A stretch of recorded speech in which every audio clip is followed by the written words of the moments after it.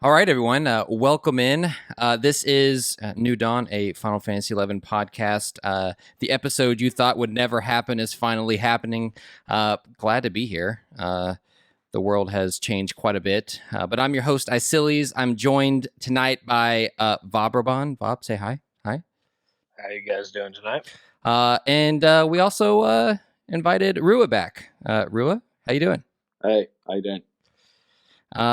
So tonight, we've got an agenda. We've got some things to go through, but we're just going to talk about a lot of stuff. I think it'll be a good time. But before we get into anything Final Fantasy related, how are you boys doing? You surviving? How's life in the quarantine? Oh, who wants to lead this one up? Me. Okay. Yeah, New Zealand. Well, over here in New Zealand, we're about just over a week into our nationwide lockdown. We decided to take the path that South Korea and Singapore did, Taiwan as well, basically just try our best to nip it in the bud right away. Nationwide lockdown, only essential services are open.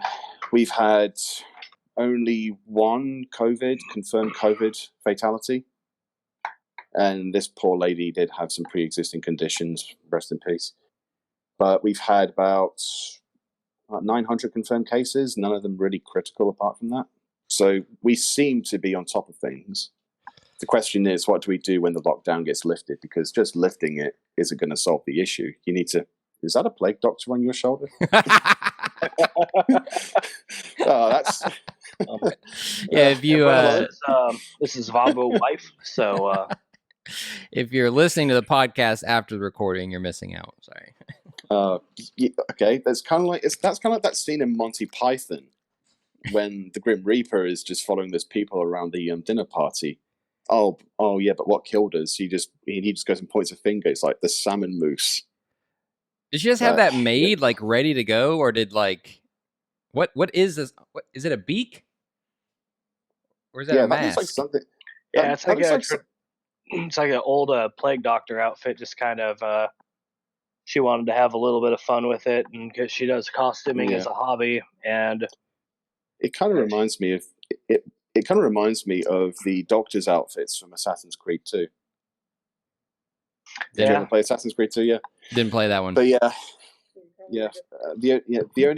only things which are open here in New Zealand is essential services. So that's hospitals, supermarkets, doctors, clinics, and breweries are open as well, because we're an essential service, and since if things really go bad, then we can make a shit ton of hand sanitizer, because hand sanitizer is basically concentrated alcohol mixed with some gel. Yeah, that's the distilleries around here are doing that. They started mass production of hand sanitizer. So good idea. Yeah. So have you been recruiting people to play Final Fantasy then since quarantine time? Have you seen the population since since? Oh, it's gone up. Yeah. Oh yeah, it has. But that's nothing. That's absolutely nothing to do with me. I can't take credit for that. Maybe not directly. Maybe some people saw my channel and they're like, "Oh, that looks interesting. Oh, this game is still going. I'll go and check it out. I've got some things to go on." Which is kind of the point.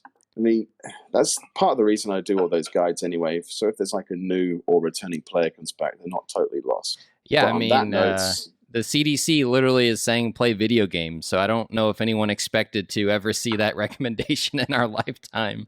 But they literally said play video games. So just to keep people from going out. Yeah, though I probably am going to have to go back and redo especially some of my older guides.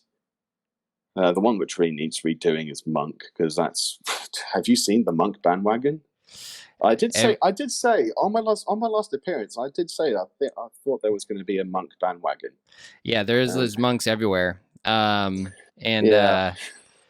like to see the I know I already told you this, but at least re-record the Runefencer one, because you're I'll be real. Whenever somebody says, "Oh, I watched your Runefencer guide, it was really good," and like, you cringe a little bit.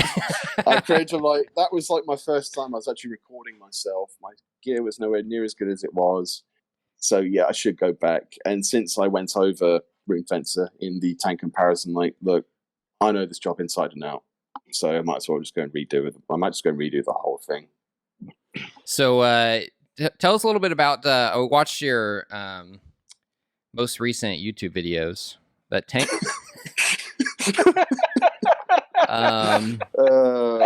So if you're listening, just pause for a minute, go to his YouTube channel, watch the last couple tank videos, and then you'll know kind of why we chuckled. But yeah, tell me about the writing process there. Like what went into that, and what do you think about Puppet Master? Right, the process to begin with. I already knew quite a few good players on these jobs I was going to cover. Martel is probably one of the best paladins I've come across in the forums. The guy really knows his stuff. He's not on the same server as me, so I couldn't get footage with him. But yeah, he had a lot to contribute, and he might have some more thoughts going forward, because I might, in the real follow-up, I might go over enmity mechanics, because I think that kind of flew over quite a few people's heads, and he's like just ace at that. It was basically a case of just PMing people on the auction house saying, hey, would you be interested in taking part in this? Because I can say all I want. I play these jobs, but I don't want people to just be taking my word for this on such a potentially contentious issue. And yeah, Martel got back to me. He was willing, logical from Next Games. His channel as well, worth checking out as well. He's a pretty good ninja. So I'm like, okay, you're probably one of the best ninjas I've seen. And yeah, go for it. And he was keen. We had a further chat on Discord, and I gave them my Outlook Hotmail, my Outlook email address. And yeah, they sent me some audio files, and I just edited out the rough patches and put it in there. Hanging on to that Outlook email, huh? I'm a survivor too. Yeah. I survived. I don't know, everyone's on Gmail well, here, but it's convenient for me. But yeah, I think it's good though. Like in general, like I've had multiple people message me like since the podcast, like they've started to create content. And I think it's good because I think we're getting a lot of people come back to the game, and I think having these guides are great because people can catch up on the mechanics of it. So it's good. When writing how long did it take you to write the most recent one? Like, did you do all the writing for that, or was that like improv on the most recent one with on the April 1st? Oh, funny thing, I did that in the space of 2.5 hours, start to finish.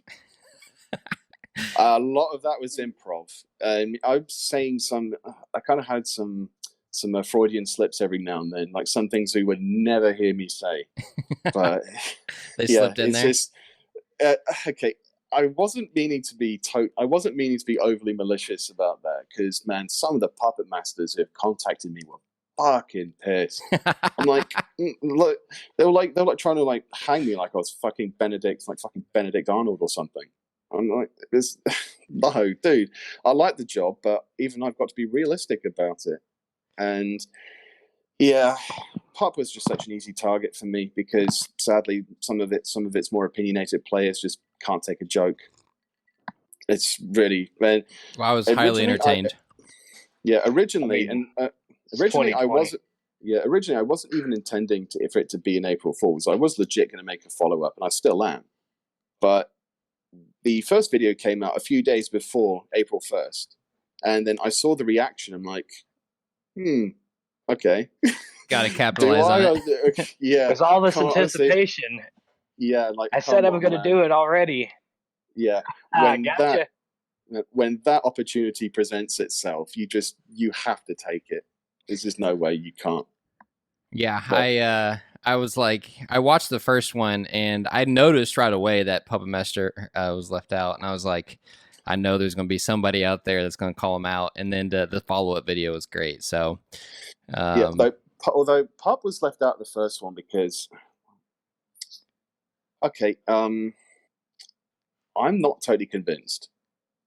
I'm really not convinced that Pup's decent for content you either don't understand or where enmity is disposable. Even with soul-voiced adventurer's dirge, an automaton just loses hate so fast.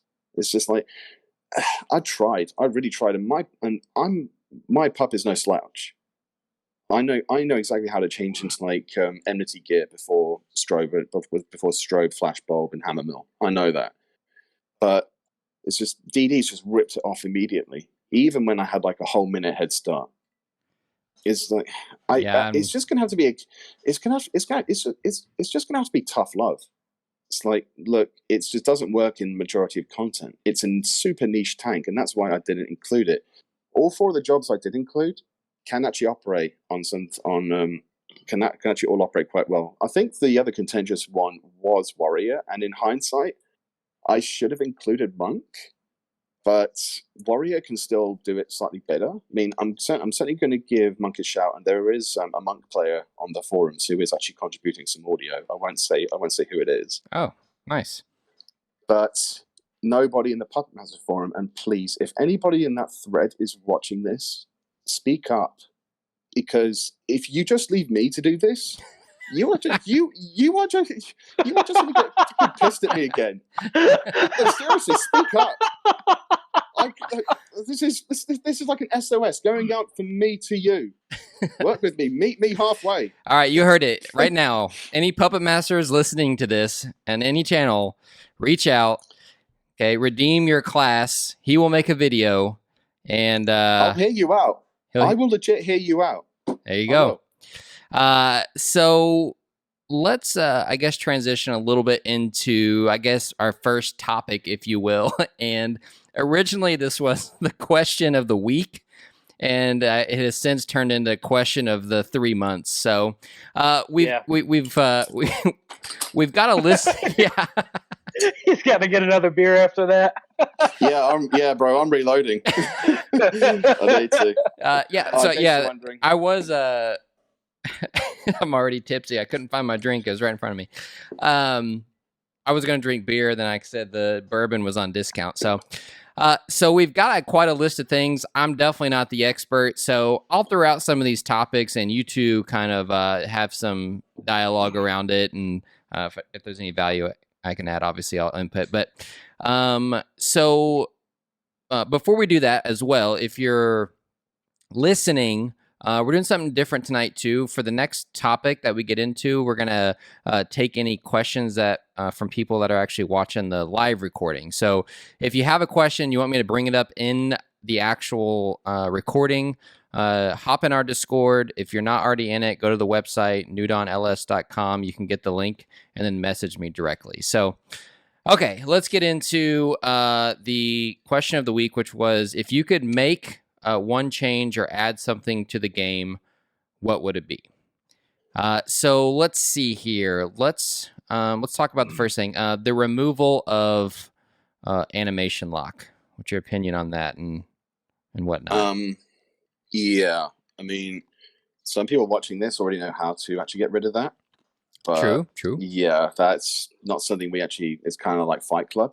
You don't actually discuss that out loud, but it's something which they need to do, because it's really a dated thing that they could alleviate.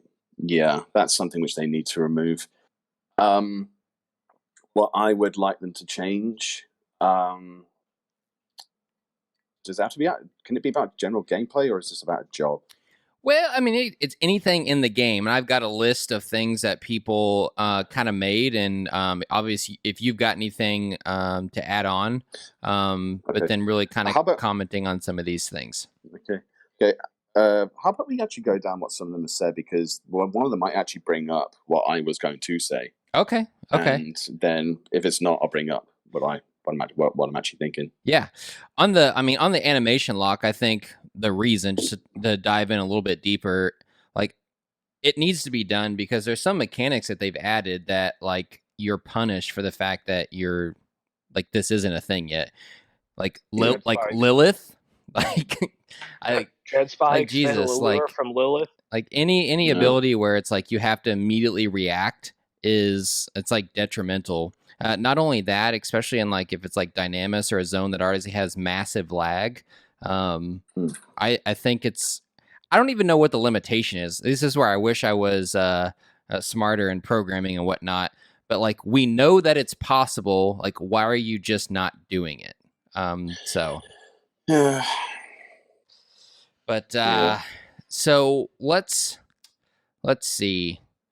All right, this is one I have no input on. But I think do you play Dancer some? Oh, yes. Okay. Absolutely, yes. So this person requested magic evasion for Dancer. So did they not get it? They must have forgot that malignant skewer was a thing. Yeah. Dwarf had already been out for like 2 months when we asked about that. Not just that. Dancer has pretty good innate magic evasion. It's one of the light DD classes, so it's got quite a bit of magic evasion. If you look at the job gifts Dancer gets as well, it doesn't have like magic evasion to match Ninja or Rune Fencer, which by far get the most magic evasion out of any job from those gifts. But it's solid. In fact, the only thing which really poses a threat to Dancer is like getting hit with a really massive physical attack if you don't have Fan Dance up. That's what's going to kill you. All right. Well, you heard it. A whole lot of HP. Get the right gear. Malignance. Yeah, get malignance. There you go. Job done. Get good. I don't know. So cool. All right. Moving on. Let's see. So setting abilities for trust. So I guess having more control over the trust system versus them kind of being all on their own. So I'm assuming it's like sometimes they'll not do what you want them to do. Yeah, I think the only thing they need to change with trusts is you can target a trust and put in a command that stops them from weapon skilling. Yeah, called Tada. Dick. Yes. The Corsair, yeah. Yeah. The most annoying one, yes. Yeah. That's the only thing I would change about trusts. And we also need to get Cornelia back. Who's that? Yeah. I mean, Cornelia, that was the one that had a 30% haste accuracy and something else on it, right? Yeah, she never died. Never died. What happened? They get rid of her? Wait, they removed her because everybody was using her for everything ever. And it was actually funny. I distinctly remember this. When Cornelia got removed from the game after her time had come, apparently, the Japanese players on Twitter, they like had all these memes of like Cornelia just flying away from the game and whatnot. And they're like there's like these really sad memes. And there was one dude who made a meme of Cornelia being snapped away by Thanos. Yeah. It's just, Cornelia back and stop trusts if we want them to stop them from weapon skilling. That's fine. I feel like that's easy too. It could be a toggle, like remove weapon skills. So yeah, the mechanic is there. You could literally take the mechanic that a Puppet Master's inhibitor attachment does and whack it onto a trust. There you go. Problem solved. There you go. Everyone see he loves Puppet Master. So see, puppets are useful for something after all. This next one, I guess, was actually kind of addressed in the most recent like questionnaire, which was there's two different ones. It says remove storage limits and then just more storage. So for whatever reason, it's not possible. Like I know we keep asking for it, but apparently it will crash the game. But I'm just like, buy an extra potato to run the game. I don't know, but yeah. I mean, I can because the parts of the game are still running off of the PS2 hardware. I don't know. Quote me on that. I thought that I don't know. You hear something. Yeah. I know that they ended supports. That definitely happened, but I'm pretty sure some of the limitations, PS2 limitations, is its own meme I've just fallen into. Shit. Yeah, I'm pretty sure they could, but they would need to update the engine. Yeah, I thought it was the server, the server thing, but then when I came back to the game a year ago, one of the interviews said they were moving into like virtual servers or something, which is supposed to alleviate a lot of those things. But they literally flat out said it's not possible in the interview last month. Like that was their answer to the question is like, it's not possible. So I'm like, all right, that answers this question for us. We're not going to ever get more storage. Unfortunately, you're not going to be able to play every single job on one character. Yeah. I wanted to get Summoner geared up just to kind of prove a point about it being a good buffing job. But just the JSE, different gear sets, was like, I've just got no space for this. Yep. Yeah, no matter how good you are inventory management. I think you're at limit. Yeah. All right. Let's see. This was my request. And I feel like they could elaborate somehow on it, but I want to update to link shells, like something that makes it more of like a free company / guild and WoW type thing, where you can at least like level up your link shell or something. I feel like link shell in 20 years has never gotten anything, like zero things, additions to it. But I mean, they did allow you to equip 2 of them at a time after 16 years. Yeah.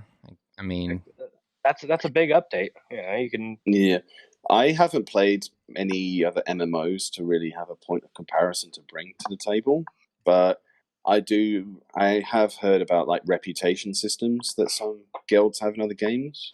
Yeah, so essentially, like let's say in WoW or in 14, like you can do different things as at the individual level, and it contributes to your rank. So you might get like an EXP boost or something if your link shell gets to a certain rank, or you can assign actually assign ranks within your link shell. So like we can do like, a sack holder, but you could give people titles and those types of things. I don't know. Something to like build a little bit more community base, especially like when you add 1,500 people to our population in the past 2 weeks. Like that's something like, really? Yeah, have you not seen? There was 4,300 people on the other night. Across all servers? No, just Azura. 4,300. 4,300 people on the other night. Fuck, I didn't see that. Yeah, it was almost like 30% server size increase. Yeah, I mean, I don't know if they're prepared for like people coming back to the game, but I don't know. But I guess the coronavirus does that. So, well, if they do, then they need to update the game engine, because they're not going to be able to do any other expansions or anything unless they update the engine. Yeah, There's and no two ways about it. Yeah, and like sometimes I think too, though, like you got to think like 10, 15 years ago, there was 10,000 people on a server.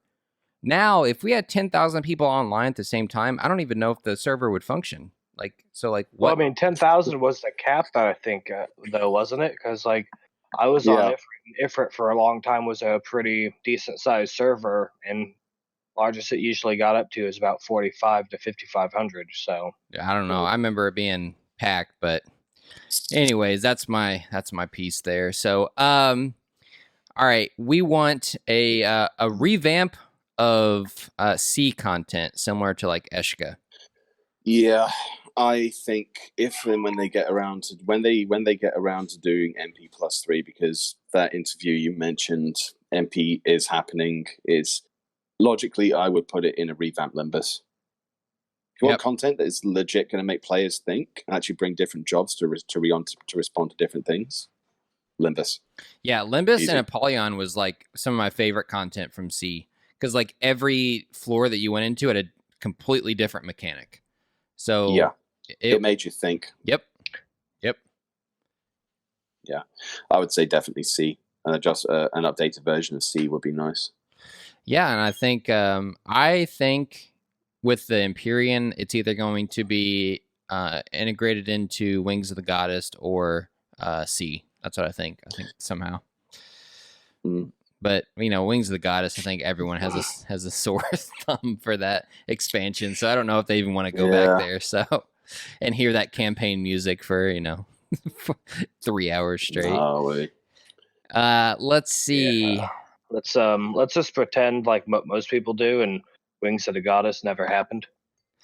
Listen, the end of the Wenders storyline, I think, like that route was pretty good. If Wenders was your main, but anyways, I get the feeling we're going to come back to that later. Okay, all right. I mean, if we don't, I'll bring it up. You ever dreamed of being homeless? Hey, now I'm Wenders for life, baby. I'm sorry for your loss. Yeah, I literally have never changed nations. Let's see. Okay. Yes, this next one I 100% agree with. Drop key items for BC and just use the currency to enter without getting the key item. So, like, I think eliminate. Yeah, that's a Yeah, that's a reasonable quality of life adjustment. I think that's doable. Yeah, and I'm just just put whatever zone you're going into. Yeah, why can we not just burn our merits or whatever as I go into the BC? I mean, for Odyssey, you can pick up your Mogla phone right behind the goddamn conflux. Why can't you do that? Right. For Yeah. Not to mention the whole mechanic for buying things in a zone and then using it, expending it to pop things or enter battlefields is here. I mean, you go into Race and Jima, you can just buy a key item. That's in true. the zone, not have to hop zone all the time. So yep, that's doable. That's a good quality of life adjustment. Let's see. There's a couple more, and we can get into yours. I won't say that one because I know it's a sore subject for you, so I'll just save that for a minute. Okay.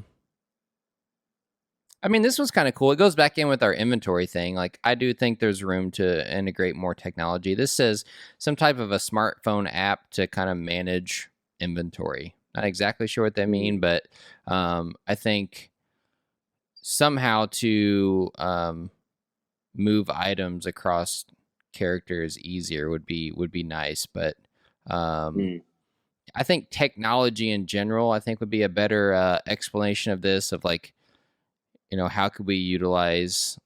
Because they don't even. How did FF11AH get the API for the auction house? That type of restriction. I don't know. You'd have to ask Brooks or the people who actually run it. I don't think he'd ever tell anyone, but I guess I could try to get him on here. I couldn't give you an answer. But I think them being more open to supplying those types of things out into development, I think would be nice. It give people a reason to interact with the game outside of actually being logged in more. So yeah. Okay, well, this last one that's on the list here says, give Ninja a fucking overhaul. So yeah, what Ninja needs for me is three things. Ninja, again, I think we went over this in the last time I was on. We did. That's why I said I was going to leave this one for last. Ninja needs three things. They need to completely overhaul physical katana weapon skills. That's Shun, Metsu, Ten, Ku. They all need to get overdone. The main heavy hitting ones need to get overdone because it's just crap. Let's just be honest. I mean, Ninja, even Kamu and even all the mythic and relic ones need a jump too. Because it's just Ninja's hybrids, especially Chi, hit like a fucking truck. Those hit really hard. I know for a fact that Japanese players, or some Japanese players, use Ninjas on Wave 3 of Dynamis because Chi just hits ruthlessly hard on them. And I was helping a friend of mine CP his monk a few days ago in Rakazna Inner Court, the highest level of Apex mobs. I went from doing I was just helping out Ninja. I'm already capped. I was doing 10k blade shuns. It's lame. Then he does Azuran fists, and then I do blade chi. Blade chi's at 2000 TP, just smack cap damage, fusion, dead. I'm like, okay, that's cool. Yeah, and it's just Azuran chi, just start mowing things down. Yeah, the hybrids are fine, but you can't use hybrids in every single content. Physical weapon skills need to get a bit of a buff. The other thing Ninja needs an exclusive job trait only it can get above sub job level. This job trait stops them losing all of their shadows in one shot. Yeah, I think that's overwhelmingly the biggest request. That would completely change the way the job is even looked at currently. Even that by itself, even if they didn't get any of the damage boosts or anything like that, that'd bring them that right there would bring them back into realm of viability for tanking.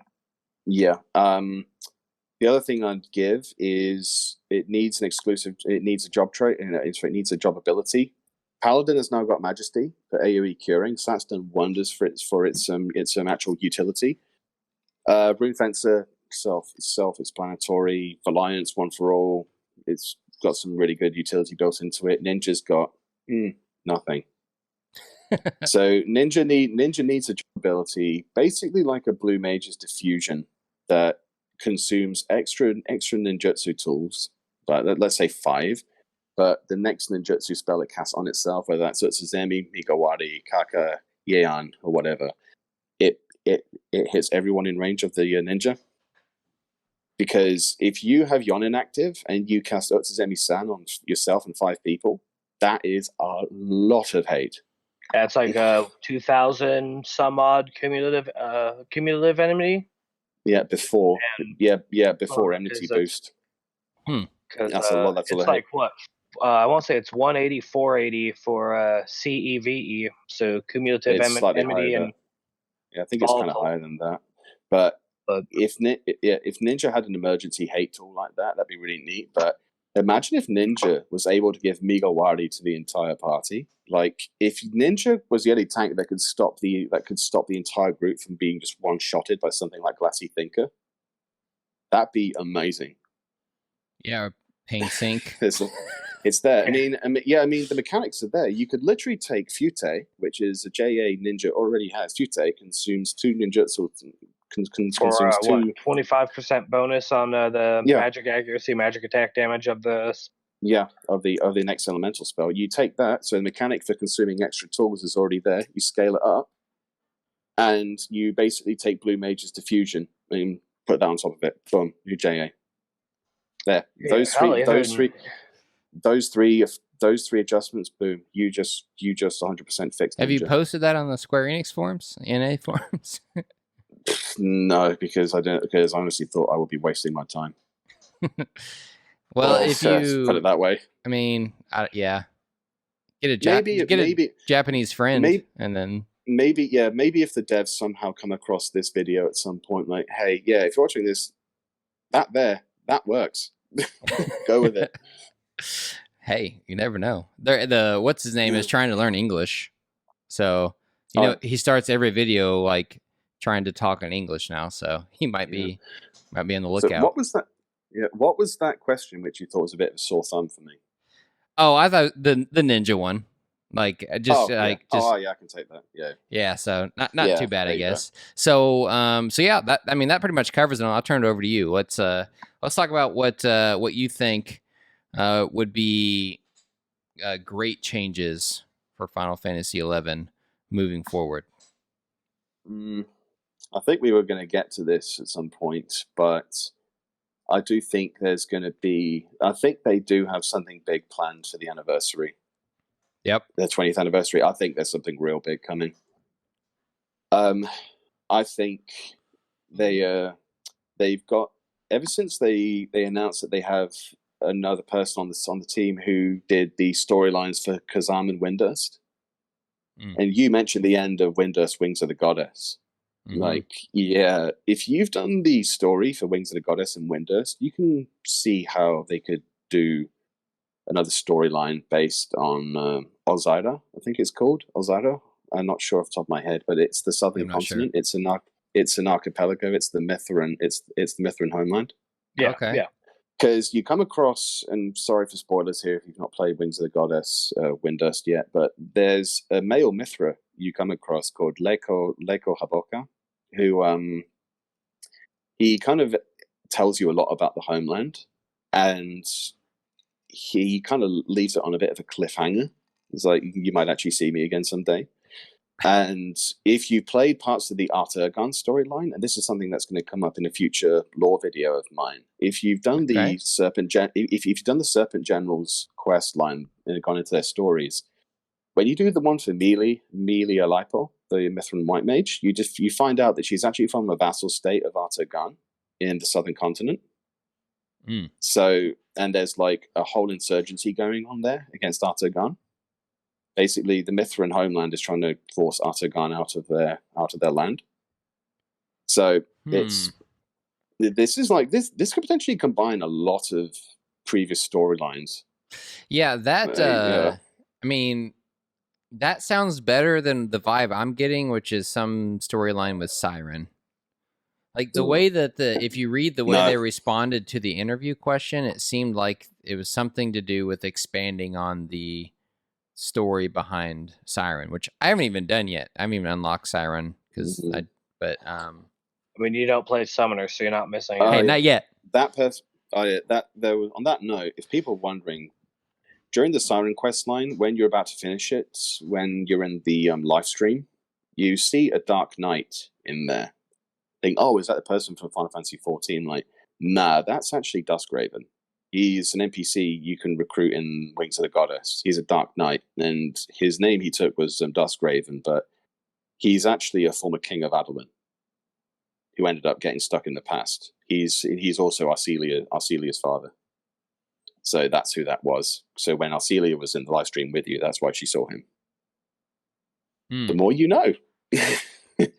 See, that gives me a lot more excitement, the fact that we might get a new continent, because I would love a new main city.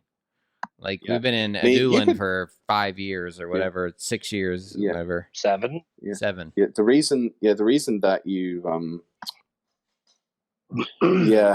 I think that's part of the reason they've actually got the guy who did the storylines for Kazam and Windurst, because Kazam's storyline ties in deeply to Windurst as well.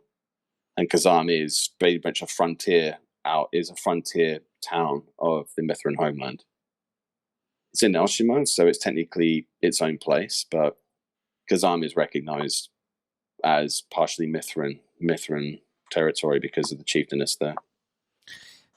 Yeah, I can see them. I can see for the 20th anniversary, they're going to hopefully. The real pipe dream for me is they have a game engine update to fix some of the things that we've been talking about, and we get whether it's a series of expansions that come out, like mini expansions, or just a full-on one, coupled with a bit of a little advertising drive. Like, okay, Final Fantasy 11 is still going. It's now got a new engine. Yep, and there's an expansion. Well, I mean, you've seen the.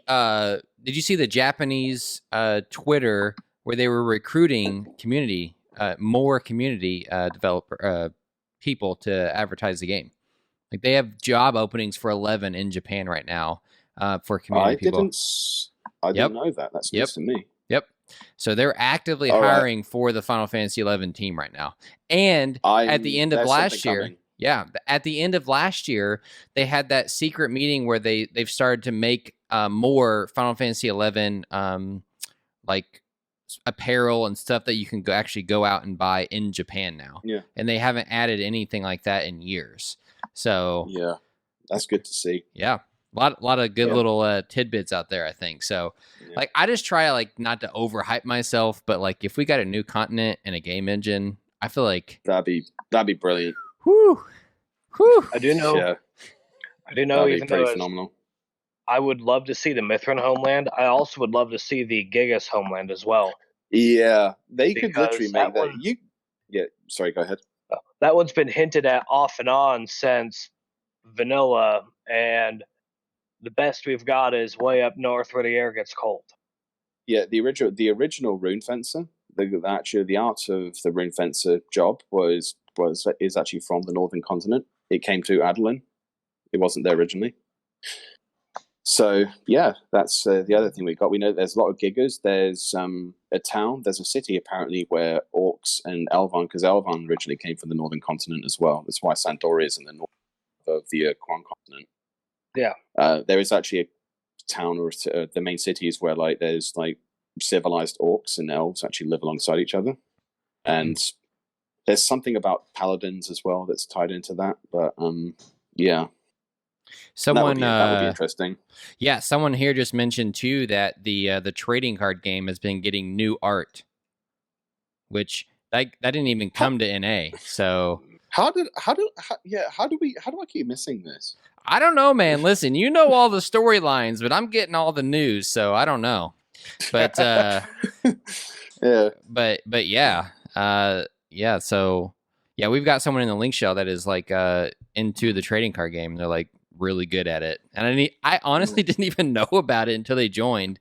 But yeah, someone just said they're creating new art for a game that really never even got marketed. So something's coming. That's cool. Something's coming. Yeah. So we're still waiting for some more questions. So we'll just integrate the next topic here. And what are your thoughts on? So we got some new battle content. It's Odyssey. I know there was definitely some mixed feelings about it, but what are your all's thoughts on Odyssey? Well, Odyssey, I've only done a handful of runs. Odyssey, to me, I think it's going to be updated in piecemeal. I think what kind of pissed people off is that the level of augmentable gear or the tier kind of like caps out pretty early. But I think they're going to build it up because let's face it, some of these things they could really break if they give them really bonkers augments, like the flipping Montante Greatsword. If they're not really careful, that's going to be a broke as hell weapon. I was about to say, you could just go ahead and say it, man. It's nobody here is going to get too terribly upset. All right, it's going to be fucking broken. There you go. There you go. That's what I'm talking about. Yeah. Yeah, I think in the coming months they're going to be... People kind of forget as well that Omen was gradually updated. It's going to be the same thing with Odyssey. So, so elaborate there a little bit, because I'm sure there's some people like myself who just came back recently. So, okay. What Omen, what was that? Okay, when Omen first came out, it was when Rhapsodies of Vana'diel finished. So the last, you'll say, it's one of the last major updates they will be having. On Omen, when it started, you only had the original Katere bosses. You didn't have the card farming floor. That came later because people said, we need a way to actually get more cards. There you go, card farming floor added. Fast forward a few months from that, OU comes out. So it took 3, maybe 4 updates. There was 4 because they had to adjust monster strength in there because the Glassy Thinker was even more of a pain in the arse than it was now. Yeah, that thing traumatized people when it came out. Pain Sink? Yeah, Pain Sink. When it first came out, Pain Sink returned 100% of the damage you dealt. Basically, it was hard, really hard. Jeez. Now it's like 30% of the damage or something. I'm not sure the exact figure. It's off the top of my head. But yeah, Odyssey is going to be the same deal. They're going to gradually add different parts to the area. They're going to add new NMs. They're going to increase the selection of gear that can be augmented. They're taking their time with this because they can really break quite a few things if they don't take their time. They took their time buffing Monk, and I'm sure now you'll see why they did, because it is ridiculously powerful now. Mm-hmm. And that's kind of like this. Then the same holds true for any kind of content. If they're not careful with this, they could really break things. So I would just stay the course, hang in there. This content is going to get updated. It's not like Monstrosity, which just got left hanging. That was a question in the interview. Did you read all the interview questions? No, I didn't. They pretty much just said, next question.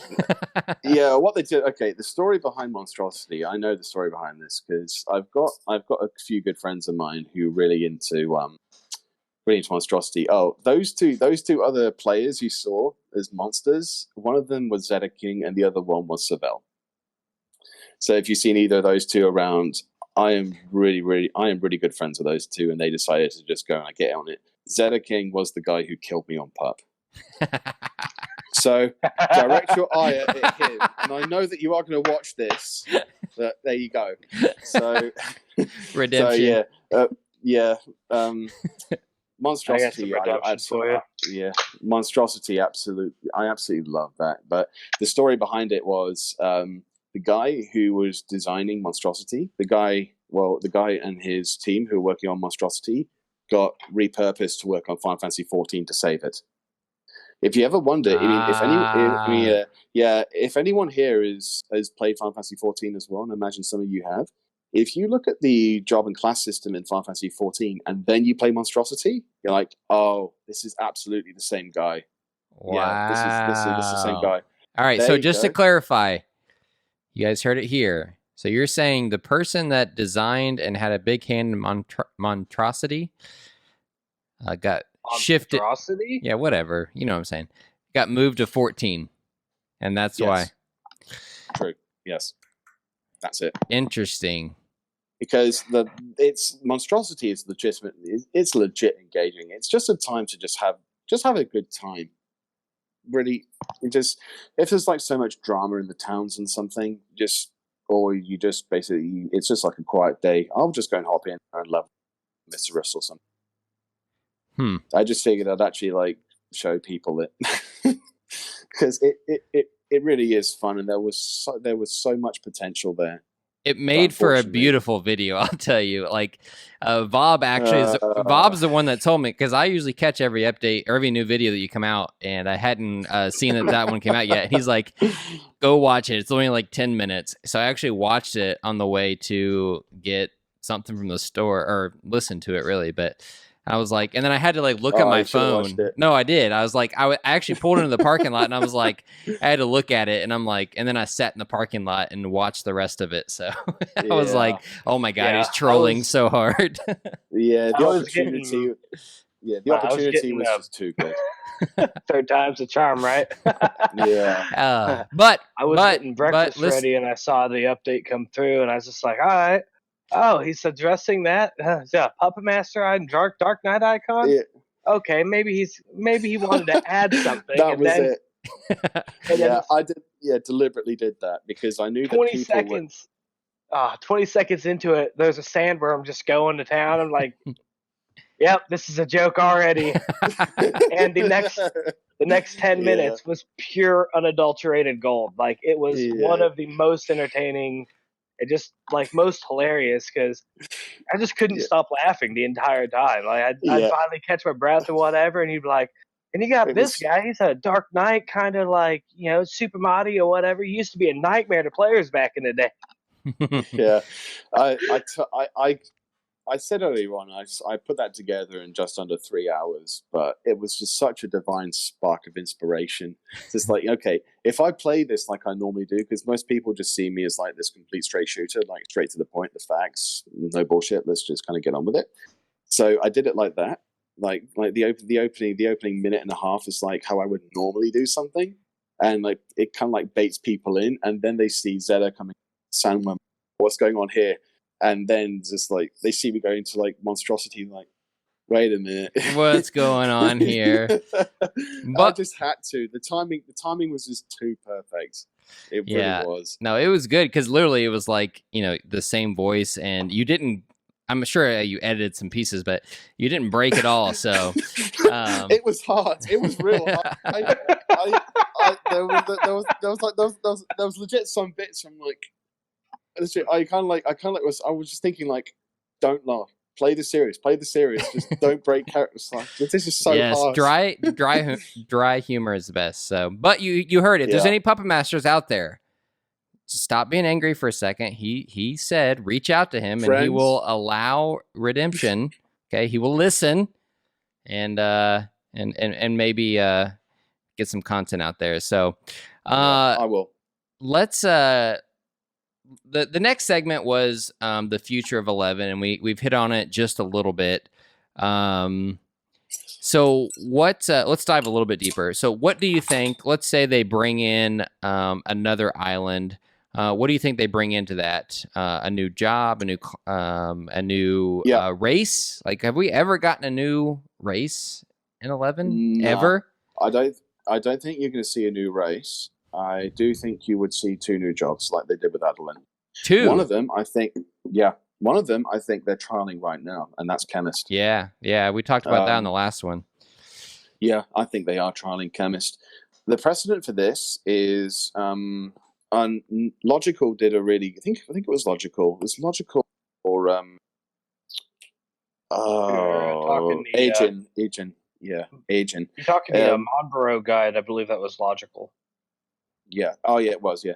I left a comment on his videos like, okay, they've actually done this before. Geomancer started out as a concept. It's no coincidence that during the dark days of Voidwatch, because that was legit. The years of Voidwatch. Yeah, during the time of Voidwatch, they introduced new gear that had sphere effects that affected players around the person with the sphere effect, and that was them effectively trialing Geomancer, because there was also some NMs in Voidwatch which did the same thing, but they had detrimental effects. So they trialed the concept in content and then they actually made a full-on job out of it. Rune Fencer was basically a smash together of Paladin and Red Mage. That's why it's so effective, because Paladin Red Mage back in the day was really fucking good. Yeah, it was. Yeah, it was really good. Phalanx and everything else you had at your disposal, and you could just sit at 1800 HP all day long, and you took a hit. I mean, they could damage later. They could really make Chemist work. I think Chemist would, to me, it would be a pure healer with some support, kind of like somewhere between Scholar and White Mage. The way that it's acting now, just seeing, because I never do the deeds, but Bob has the trust, and it does a lot of removal of things that other classes can't right now, right? Like the HP down effects, and like Lilith does the ability that has a few things, and he has the ability to remove that. Yeah, the unique thing, which I think would really one of the unique things. I should probably do a video on this. How would Chemist work? You kind of have to look at previous Final Fantasy entries to get an idea of how this job might work. But in 11, something to make it stand out in 11, because Geomancer in 11 is nothing what it's like in games. It's got some similarities, sure, but what would make Chemist stand out in 11? When you go into Race and Gma or Eshka areas, you get those temporary screen items that make you completely immune to. Yeah. I think that could be one of Chemist's calling cards, rather than it could competently remove ailments, but not as good as an actual White Mage. But what it could do is completely stop them from landing. Basically, so if bar spells actually worked. Well, more reliable anyway. I think too, the point that you're making there, I mean, we didn't dive too much into it earlier, but it kind of ties back into having more control over your trust. Because I think one way to make the trust broken is if it just avoided all things, you know what I mean? Like if you just went into a fight and it just knew the abilities that particular NM was going to use, and it would give you those screens or whatever we would use now. But if you had control over being able to tell it what to do, there's at least some skill involved having to pre-plan for that. Yeah. Something else which I think Chemist should get, if they ever added Chemist, a thing I would like to see Chemist, and this is all going to come in a future video at some point, I'm pretty sure. I'd like to see Chemist get the ability to use kind of like how Ninja consumes tools. Mm-hmm. Like its mix ability could be a spin on that. Like you need to have certain ingredients on you, and it would be absolute hell for your inventory workout, because Corsair and Ninja used to be the same until they introduced Master Tools and the cards. Well, I mean, Corsair is still hell on the inventory. On a Wave 3 Dynamis run, you can blow through 3 to 4 stacks of ammo pretty quickly. Well, interesting enough, someone just said here they'd like to see Chemists use guns and shoot people with heal ammo. So, I mean, it's some level of inventory. No, that's not totally unprecedented. They've got a point. Chemist in Final Fantasy X-2 used a gun, and I'm pretty sure in Tactics they actually use guns as well. Oh. So I haven't played Tactics, but I think you're thinking the Machinist for the Tactics franchise. But I would have to double check, because I know Machinist was Tactics. Yeah. Tactics Advanced 2. Yeah, don't quote me on that, but I know for a fact in Final Fantasy X-2 the Chemist used a gun. So, yeah, it's definitely the precedent is there. Could do, you know what? It could be fun, but the other job I could see them adding, this is one I'm surprised we didn't see. We're either going to get this in the north or in the south, and that's Berserker. Okay. If you want like a serious, heavy, like a fucking no holds barred nut shit DD, you can't beat that. What Final Fantasy was Berserker in? That was also in 10-2. It's also in 5. Oh yeah. Poor 10-2. In 10-2, yeah. I actually like 10-2. it knew exactly what it was, and it was not ashamed of what it was. Yeah, I mean, it wasn't bad. I like that in the game. I like that. So I just double checked. Chemist initially could use guns in Final Fantasy Tactics, but in Got him. Tactics Advance, it's like I said, it ended up going to a machinist because there was no chemist in Tactics Advance and Advance 2. Yeah, Berserker would be kind of like, well, Berserker in 10.2, I really liked how Berserker in 10.2 worked. It basically took Warrior's break skills but put them on steroids. And it like had charges of how many times you can actually use it. So it would be like a cross between Warrior and Dancer. But it had like subtle for defense. Yeah, I'm looking at it right now. Not to mention Berserker would kind of tie in with like this tribal folklore. So I think that would be a good bet. Chemist do something like so. Let's I mean, just looking at some of the abilities that they would pull inspiration from. This says itch proof, guards against. All right, no, let's forget that one. Counterattack. That sounds kind of monkey though, but it's monkish. Well, Berserker could have it. I mean, Berserker could have some counter, but monk should still be better at it. Now this one though, it says magic counter was an ability.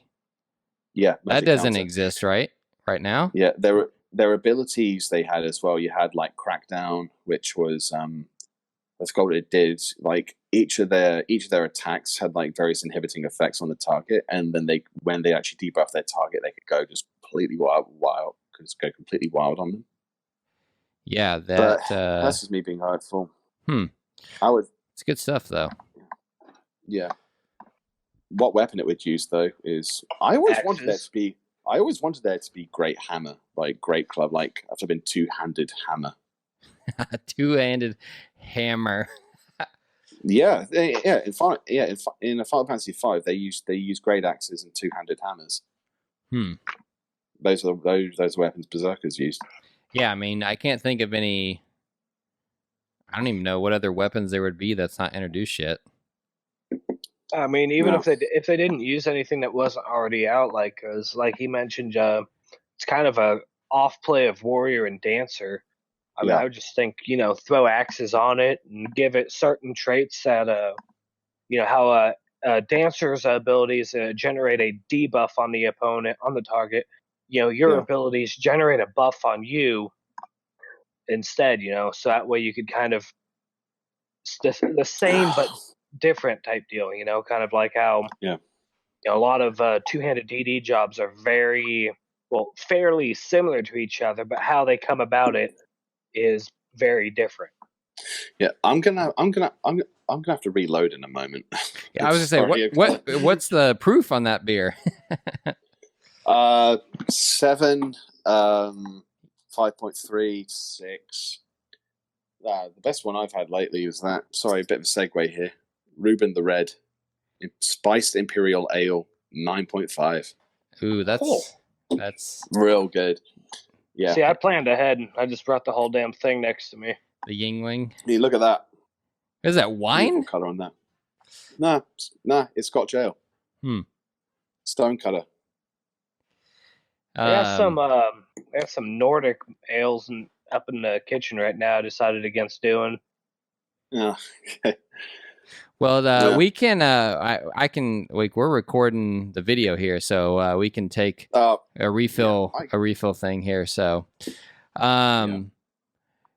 so what do you think? So we had another question here. I think we answered it though. So, do you think there'll be 2 new jobs or 3 or just 1? So we're thinking 2. So you're thinking 2 jobs. 2. See, I thought just 1. So I'm excited. So, what else do you think? So let's say we get new expansion. Do you think we're gonna get a Crystalline Prophecy type storyline, or do you think it'll be a full on expansion storyline? I think it'll be a full on expansion storyline, but unfortunately, it's going to be like it'll be piecemeal, like Wings of the Goddess. It's going to take a few. It's going to take a while to come out. Yeah. I'm okay with that. See, I personally think it'll be a Crystalline Prophecy type thing, but if it is what you're saying, like I'm fine with it. Like, and I think too, it goes back to the interview that they had a year ago, and I know we brought this up last time, where they said they've essentially got an indefinite extension on the lease for the servers, so we know they're going to be open now. So as long as people keep subscribing, so I think it backs up what you're saying, though, is that it could be released over the course of a couple of years. It wouldn't surprise me as well if 14 has just had Shadowbringers come out. So, well, relatively recently, let's be real, it's been a few months. It wouldn't surprise me if they just kind of relocate some of the staff on that to just kind of like work on the 20th anniversary of this. So, yeah. that wouldn't surprise me at all. Yeah, I think, clearly, I think what they've done is underestimate the player base for 11. And I agree with you. I think they could pull a couple people from the dev team, because usually by now, I don't play 14 though, so I don't know how far in you usually get another expansion, but I think they could, donate some people from their dev team back to 11. Maybe your Monstrosity. Well, they didn't really donate them out of 11. They just said, "You work in this office now. Get the hell over there." And it was basically they had to steal them because 14 was in deep shit. Yeah, I attempted to play it. They had to. Anyone who played before 14 came out could say, "Look, having Tanaka as head of this project is going to end fucking badly." Ask anyone who plays 11. And sure enough, it was an absolute unmitigated disaster, and he got shunted into a side department. Because from what I understand about Japanese business culture, you have to do something pretty atrocious to actually get fired. Yeah, I remember reading something, you got super depressed. Yeah, if you get shunted to a side department to just somewhere out of the way, that's pretty much the same thing. But it's getting fired while keeping your paycheck. Yeah, what I think really pissed off the head honchos of Square Enix about this was, do you remember when shortly after 14 came out and like your GameSpot, your IGN were just slating it, and rightfully so, because it was a fucking mess. Mm-hmm. He was blaming the negative like reaction to it on like Western media, even though there was like sizable number of Japanese players like you have not met the standard at all. Yeah, well, and with Japanese players, like, remember, a lot of them were like PS2 based, and you needed a beefed up machine just to moderately run 14, and the Japanese player base didn't have that. And so like, well, the game was too computer intensive without giving you any recourse for even low or mid settings options. Like, your low settings was comparable to a better, your low settings, you still needed a medium to high end computer to be able to even fuck with.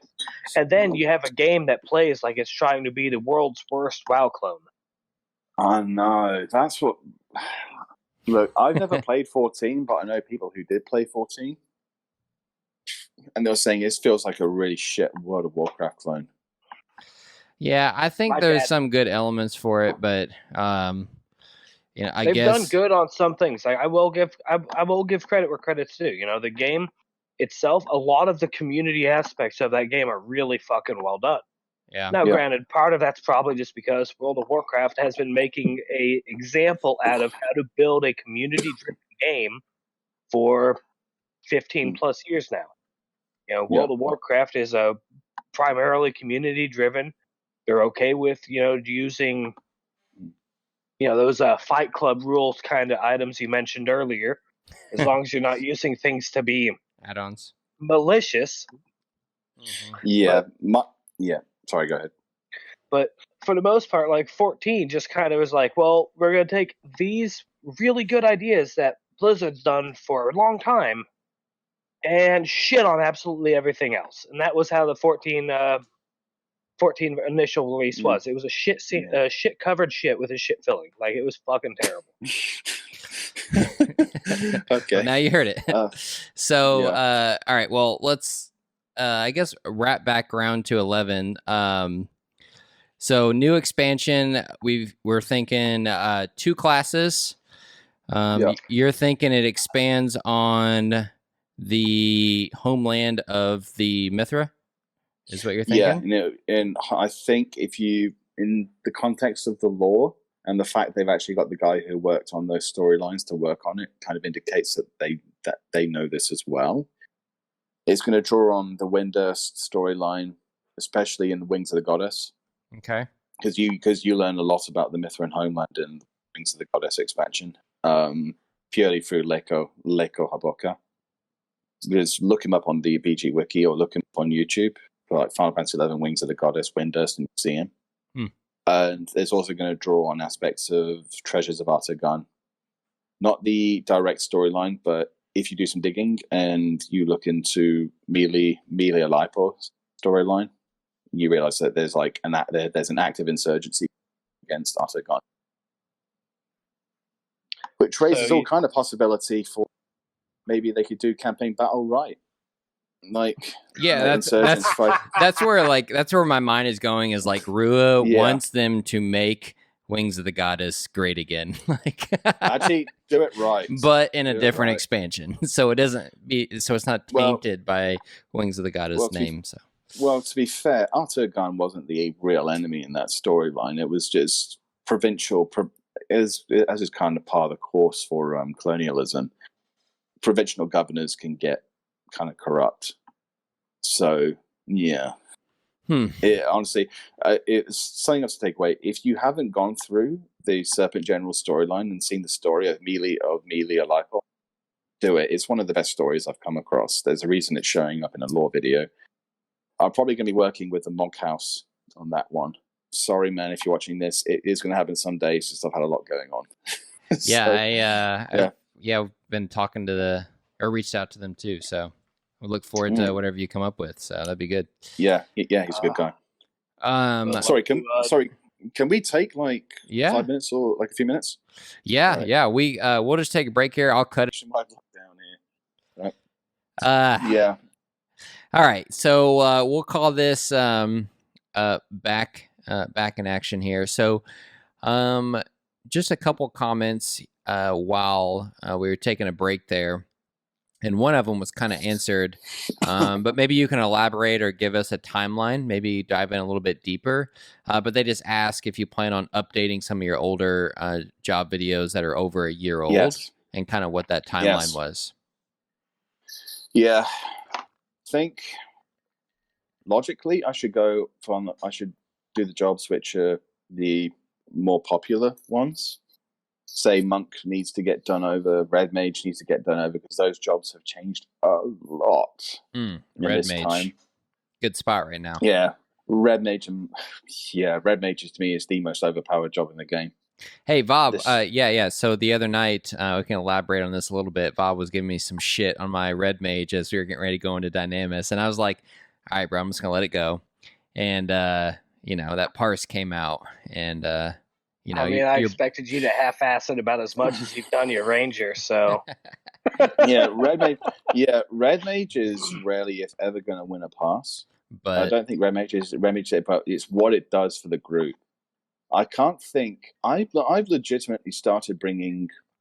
I would rather bring good Red Mages over mediocre Geomancers. I'm being 100% real there. I don't think there's a job where I've seen more lazy players than Geomancer.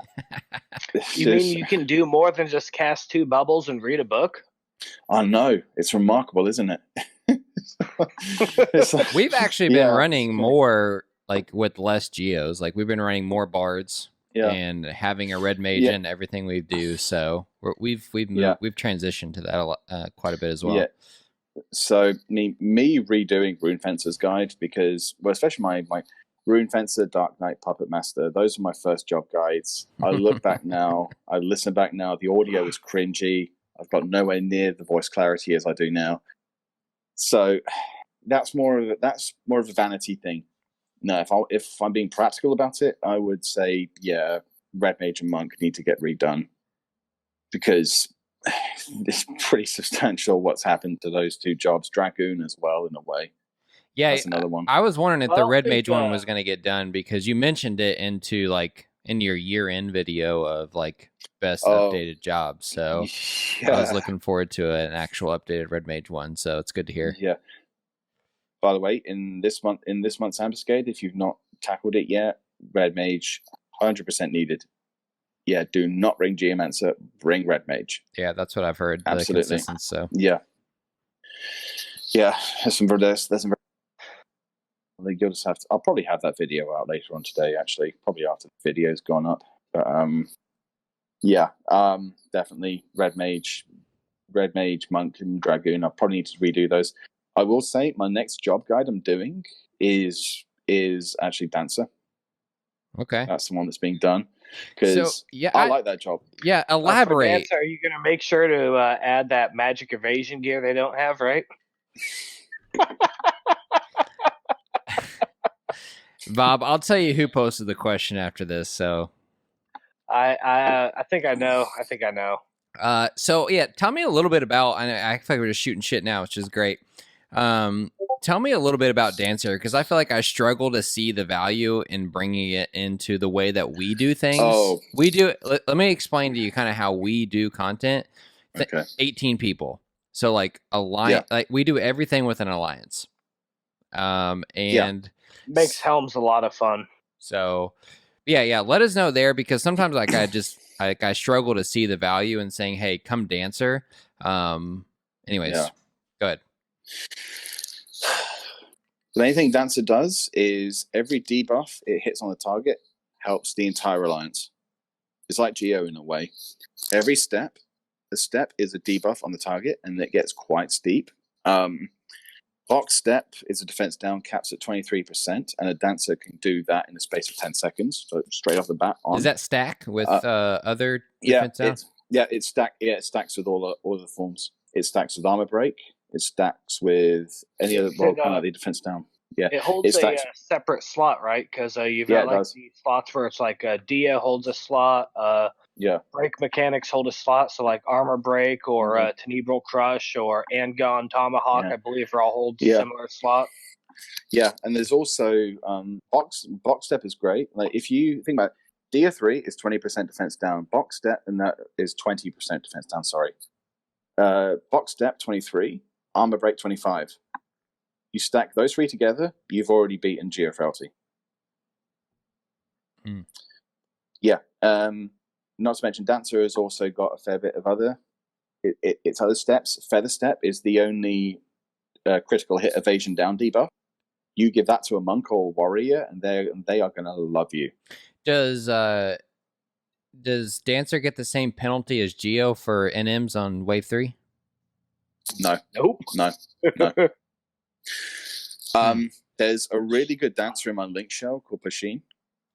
Ffxi, he's a really good dancer. He's probably informed a lot of what I'm going to be talking about. There's also people on the forum. You might see him posting every now and then. His name is Simon Says. Yep. I see him all the time. He's in. Yeah, that dude is in every section of that forum. Yeah, he's a dancer main player, so I figured I'd have a word with him, and turns out he does actually know his stuff. So, shout out there. He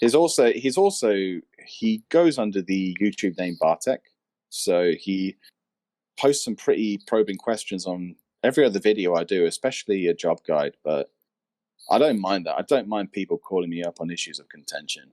I really don't. It's like engaging with people is the whole reason I do it. Yeah. But yeah, Dancer also, sorry to get back on topic. Dancer, apart from its debuffs and steps, Hey Samba is the only way some jobs are hitting the attack speed cap. What else? Does Hey Samba add on to the magic? Job ability. It's job ability haste. Job ability. So if you have jobs that, for whatever reason, in Wave 3 or something that need cap DT sets where they're only going to be running, 22 or 23% gear haste because of the Odin gear. So they'll end up running that, and then you add a Hey Samba on them, and it recaps them. Yeah, Dancer has a stun. It can heal. Its heals are really strong, actually, but it means you need to manage your your TP gain and your TP really, really well. It also has absolutely fucking crazy spike damage. The climactic flourish is crazy what that JA does. Imagine you take here's a comparison. You take a thief sneak attack and trick attack, right? Mm-hmm. You make it so you make it so positioning and stacking behind people does not matter, and you just go ham.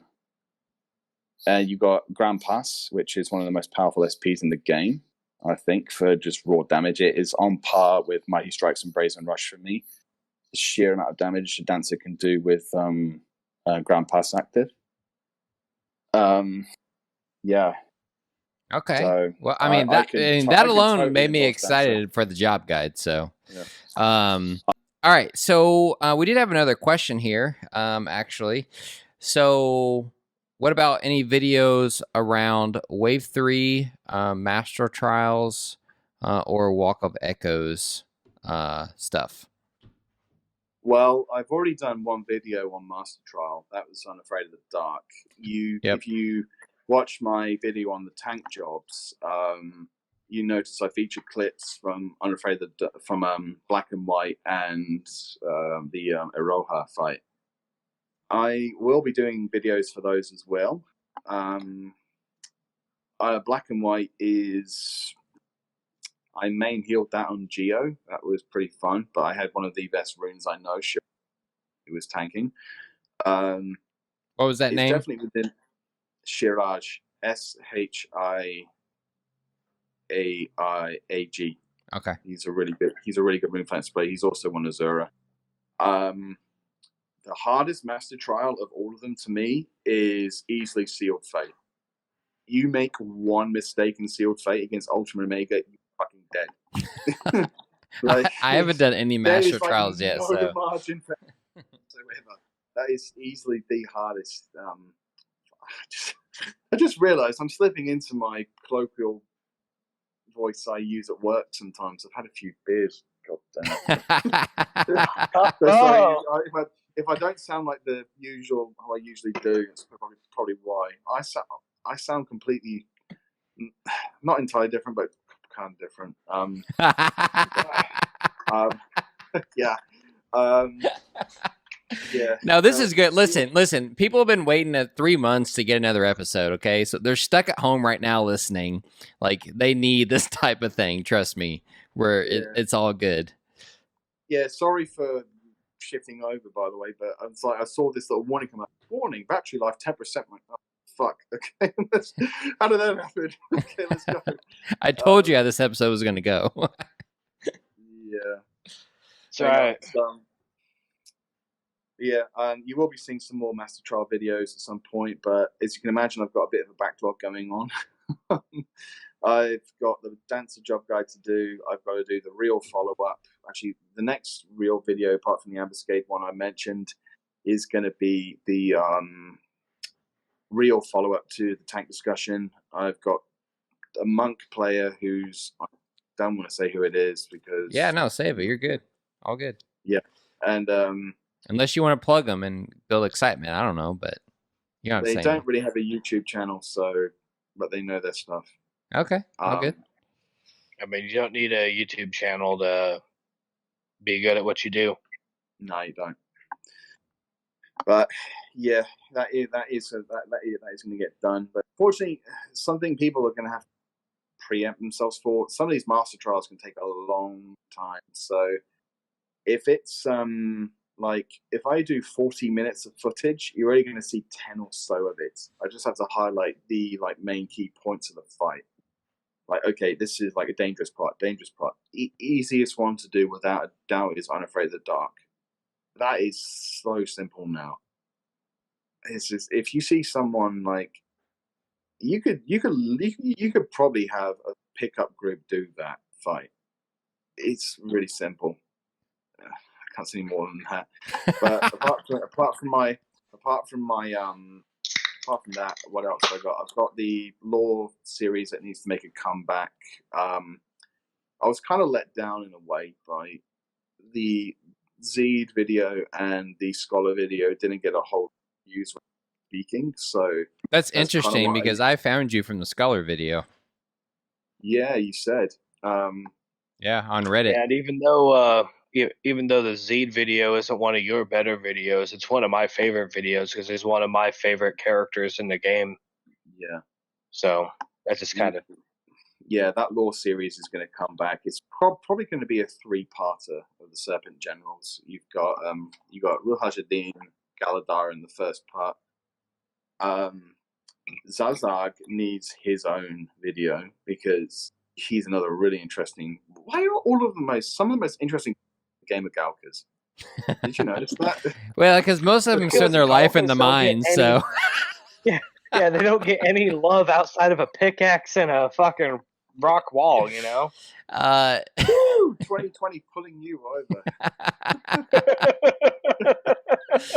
Is there enough lore for Pup to ever have a video?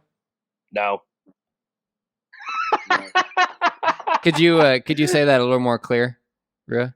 Yeah, no. No. If you want to Pup.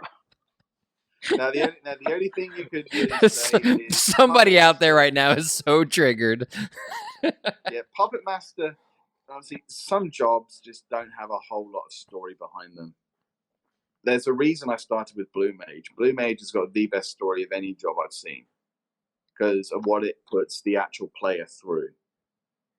It's without par. The Dragoon one is basically the Dragoon story is a case of court intrigue.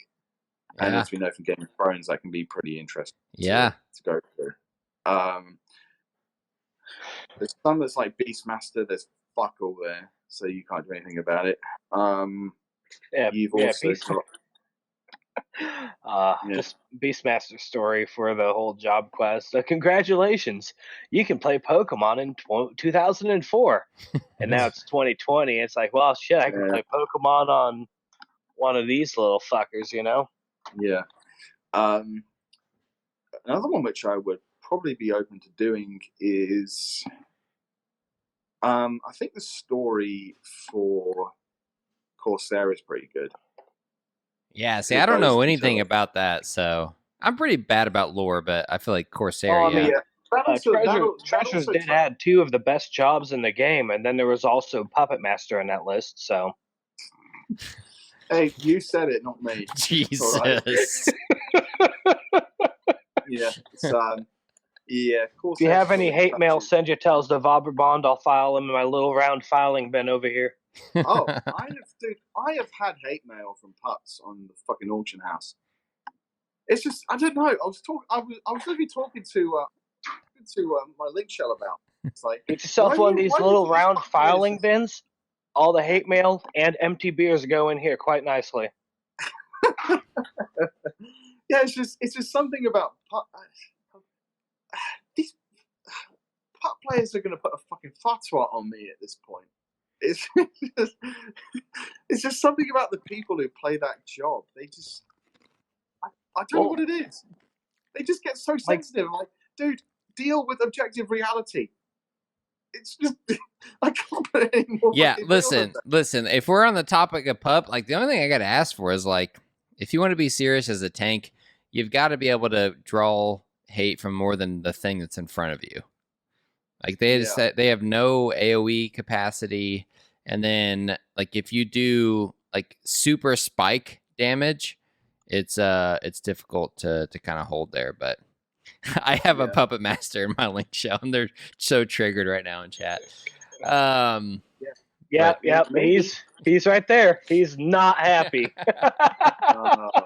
Hey, but you listen. Hey, listen. Rua said message him, and he will take all of your critiques and information, and there you go. Talk to me seriously. Fight your corner, because if you don't fight your corner, I'm going to come out like fucking Ivan Drago. Don't.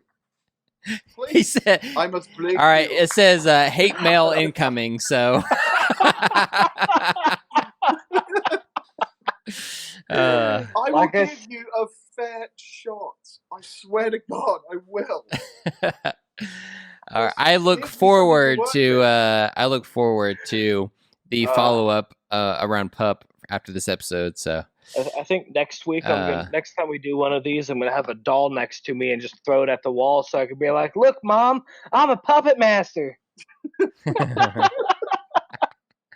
Oh my god. So as we wrap up here, we're rounding it out. Is there anything else topic wise that you think would be worth talking about here as we kind of wrap up outside the expansion? I'd say well, I'd like to thank the people who actually subscribe to me and actually support community projects like this, because it's a really good community we've got. I mean, don't let the fucking weird shit that goes on in Azura's yells put you off.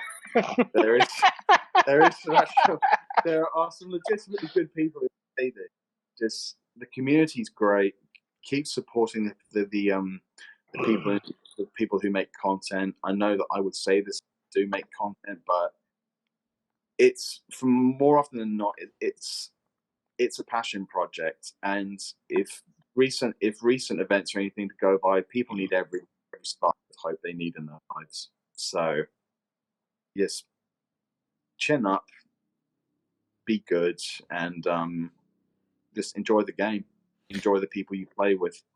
Yeah, I mean, I'll echo the exact same thing. I mean, we do all this stuff just to give back to the community, because it's such a, and we're almost 20 years into something, and we're all still here grinding it out, giving each other shit. Like, it's great. And the fact that there's still people making content, and that's the whole goal of this podcast, is hopefully to bring as many of those people that are out there into a central area to kind of just chat.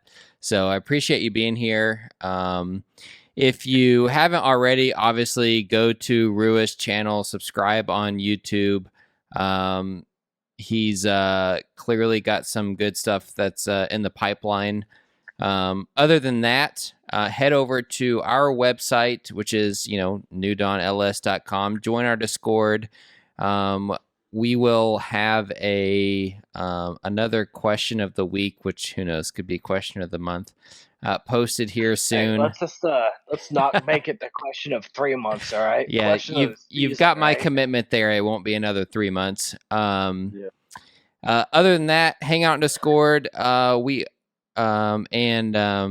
Just chat it up, and that's that about wraps it up. So I appreciate everyone being here, and we look forward to chatting with you on the Discord channel, and we'll see you on the next one.